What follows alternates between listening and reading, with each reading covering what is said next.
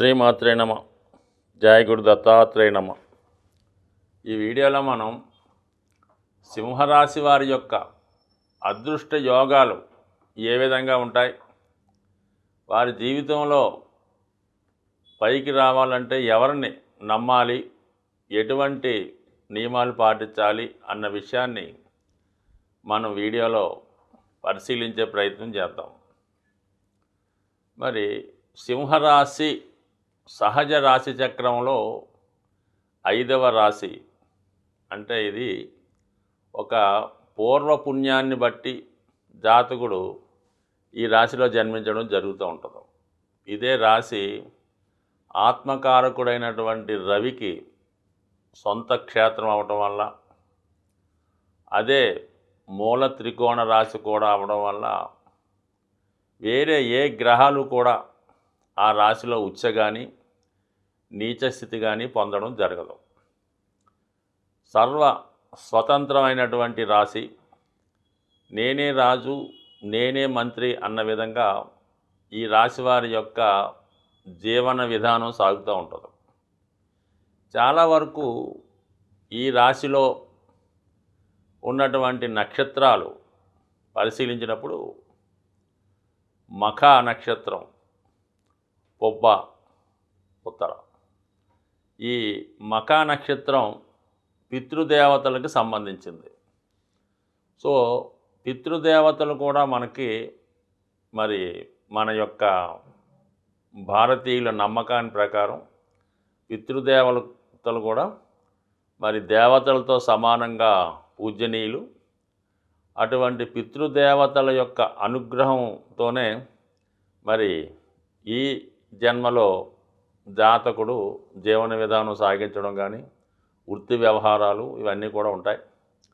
అటువంటి మఖ నక్షత్రం ఈ సింహరాశిలో ఉండడం వల్ల పితృదేవతల అనుగ్రహంతో, అంటే మీ పూర్వీకుల యొక్క ఆశీస్సులతో, మళ్ళా మీ యొక్క కుటుంబాల్లో పూర్వజన్మలో కానీ గతంలో కానీ ఎవరో ఒకరు మళ్ళా ఈ మీ వంశంలో లేదా మీ కుటుంబంలో జన్మ తీసుకోవడానికి కారణమవుతుంటుంది. అంటే గతంలో మీ వంశంలో మీ కుటుంబంలో వారే మళ్ళా ఈ సింహరాశిలో మీ కుటుంబంలో జన్మించడం జరుగుతుంది. అది ఒక విధంగా కారణ జన్ముడు అనుకోవచ్చు. అంటే మిమ్మల్ని ఉద్ధరించడానికో, మిమ్మల్ని పైకి తీసుకురావడానికో, లేదా మీ కుటుంబానికి ఉన్నటువంటి మంచి పేరు నాశనం చేయడానికో ఈ విధంగా వారి యొక్క అనుగ్రహంతో పుట్టడం జరుగుతూ ఉంటుంది. అందుకనే స్వభావ సిద్ధంగా ఈ సింహరాశిలో జన్మించినటువంటి పిల్లలు ఆ కుటుంబంలో చాలా ఆలస్యంగా జన్మిస్తూ ఉంటారు అన్నమాట. పెళ్ళైన 6 సంవత్సరాలకు 7 సంవత్సరాలకు చాలా లేటుగా జన్మిస్తూ ఉంటారు.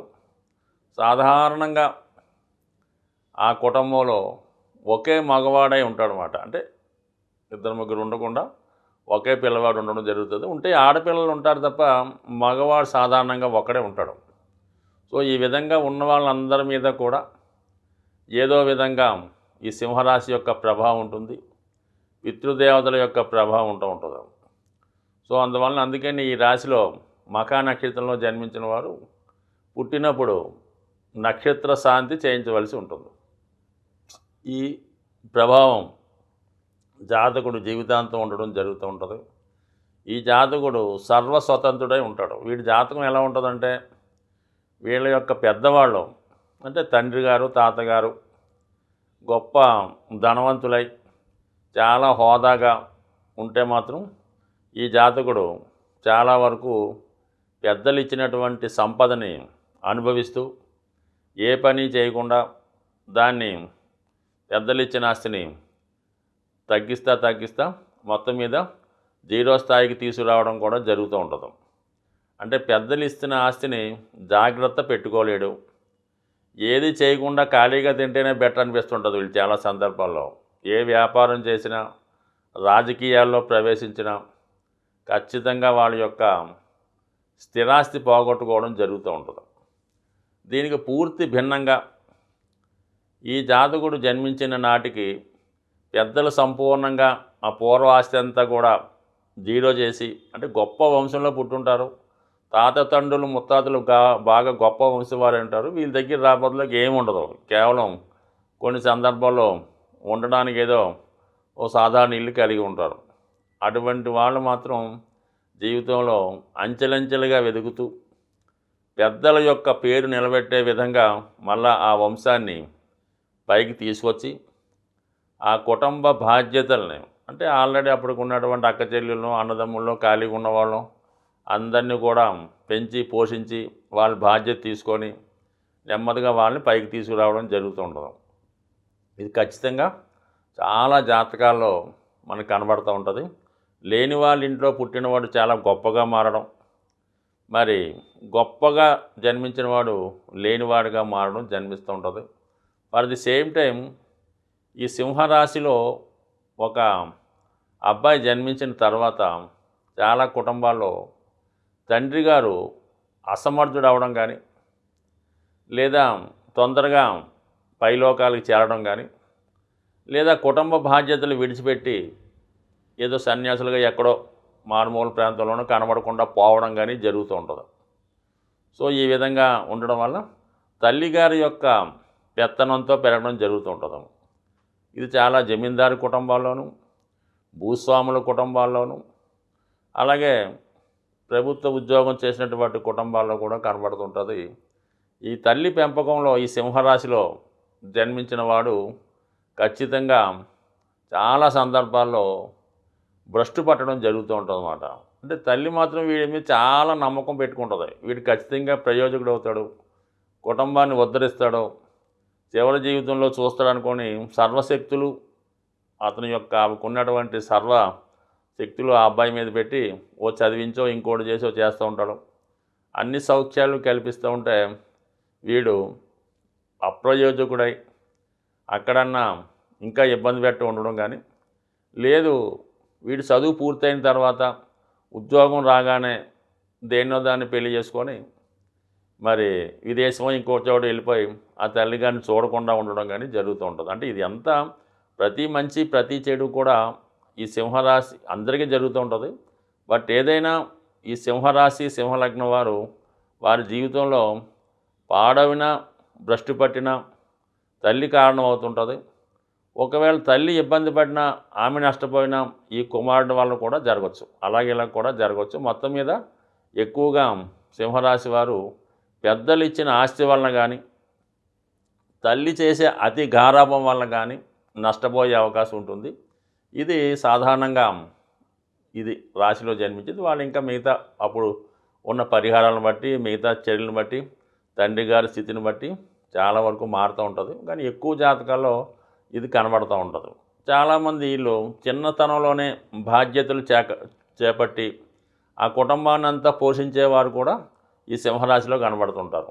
వారు ఒక పక్క చదువుకుంటూ వేరే పక్క పార్ట్ టైం జాబ్ చేసుకొని కుటుంబాన్ని పోషిస్తూ అంటే సినిమాలో చూపించుంటే పేపర్లు అమ్మి పాలు ప్యాకెట్లు అమ్మి కుటుంబాన్ని పోషిస్తూ పెద్దయి ఇంకా వాళ్ళ చెల్లెళ్ళని పెళ్లి చేసి అక్కగారిని పెళ్లి చేసి వాళ్ళ పిల్లల్ని చదివించి ఈ విధంగా సొంత వివాహాన్ని కూడా వాయిదా వేసుకొని జీవితం అంతా కూడా త్యాగం చేస్తూ ఈ సింహరాశి వాళ్ళు ఉంటుంటారు.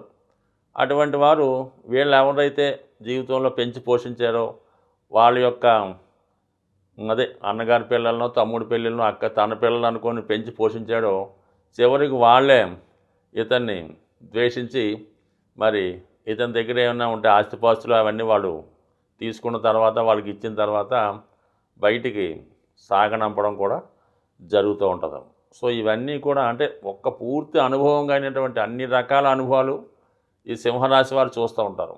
అలాగే చాలా సందర్భాల్లో ఒక పార్టీని స్థాపించి దాన్ని ఎంతో పెద్ద తీసుకొచ్చి బాగా వచ్చిన తర్వాత వారి దగ్గర బంధువులు వీళ్ళ దగ్గర ఉన్నటువంటి సహాయకులు అసిస్టెంట్స్ ఒక ఫైన్ మార్నింగ్ ఎన్నుపోటు పొడిచి ఆ పదవిని ఆస్తిని లాక్కునే సందర్భాలు కూడా ఈ సింహరాశి వారి జీవితంలో ఎదురవడం జరుగుతూ ఉంటుంది.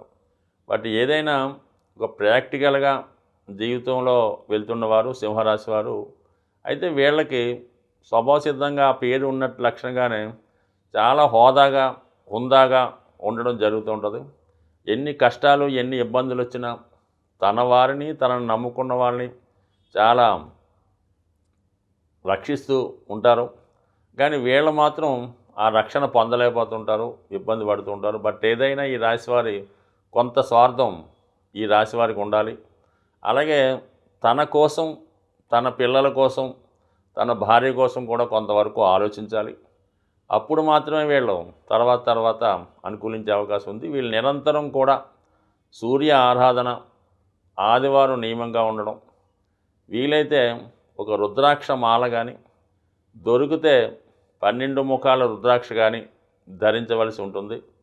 సాధ్యమైనంత వరకు వీళ్ళకి పెద్దల ద్వారా సంక్రమించినటువంటి ఆస్తులు కానీ, పురాతనంగా వారసత్వంగా ఉన్నటువంటి గృహాల్లో కానీ ఒక విధమైనటువంటి వాస్తు దోషం అన్నది ఉండడం వల్ల కూడా వీళ్ళ యొక్క కుటుంబాలు భ్రష్టు పట్టడం కానీ, నాశనం అవడం కానీ జరుగుతూ ఉంటుంది.